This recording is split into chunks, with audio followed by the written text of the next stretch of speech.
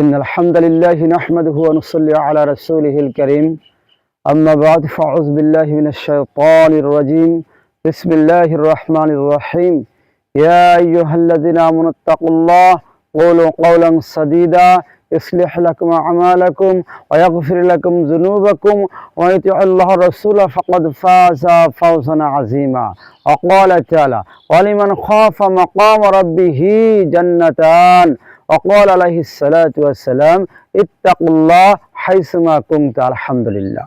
আল্লাহর কাছে শুকরিয়া আদায় করি যে আল্লাহ পাক আমাদেরকে আকাশের নিচে জমিনের উপরে দাঁড়িয়ে দুটো কথা কোরআন থেকে তাকওয়া সম্পর্কে বলবার, বুঝবার, শুনবার তৌফিক দান করেছেন।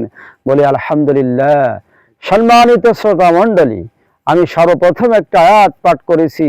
সেই আয়াতের অর্থ হলো ইয়া আইয়ুহাল্লাযীনা আমানুত্তাকুল্লাহ, হে ঈমানদারগণ তোমরা আল্লাহ তাবারক তাআলাকে ভয় করো।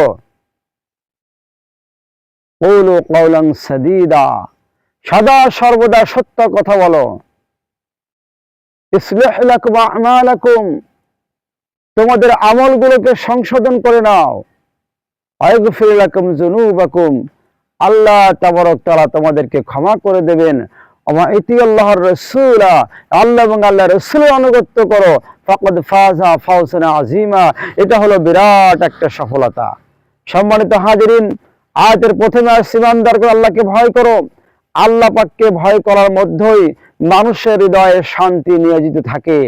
আল্লাহ পাককে ভয় করার মধ্যেই মানুষ সর্বোপরি পাপ কাজ থেকে ফিরে হেদায়েতের রাস্তায় অটল অবিচল থাকতে পারে। আল্লাহ পাককে যারা ভয় করে, যারা ভয়ের বান্দা আল্লাহ পাককে ভয় করে, সেই বান্দাদের জন্য আল্লাহ রাব্বুল আলামিন বলেছেন ওয়ালিমান খাফা মাকাম রাব্বিহি জান্নাতান, যে ব্যক্তি আল্লাহ তাবারক তাআলাকে ভয় করবে আল্লাহ রাব্বুল আলামিন তার জন্য কিয়ামতের ময়দানে দুইটা জান্নাতের ব্যবস্থাপনা করেছেন। সুবহানাল্লাহ। তাহলে যে ব্যক্তি আল্লাহকে ভয় করবে সে জান্নাত পাবে, দুইটা বিশাল একটা ব্যাপার। এই দুইটা জান্নাত পৃথিবী থেকে কে না হাসিল করতে চায়? আর আল্লাহ পাককে ভয় না করা পর্যন্ত তো আপনি পরিপূর্ণ মুসলমান হইতে পারবেন না। দলিল ইয়া আইয়ুহাল্লাযীনা আমানুত্তাকুল্লাহ হাক্কা তুকাতিহি ওয়া লা তামুতুন্না ইল্লা ওয়া আনতুম মুসলিমুন। এতে বলেছেন আল্লাহ তাবারক তাআলা, হে ঈমানদারগণ তোমরা আল্লাহ পাককে ভয় করো যথাযথভাবে, যেভাবে ভয় করার দরকার, আর তোমরা মুসলমান না হয়ে ইন্তেকাল করবে না। সুতরাং বোঝাই যাচ্ছে পরিপূর্ণ মুসলমান আপনাকে হতে হলে অবশ্যই আল্লাহ পাককে ভয় করে আপনাকে কবরে যাইতে হবে।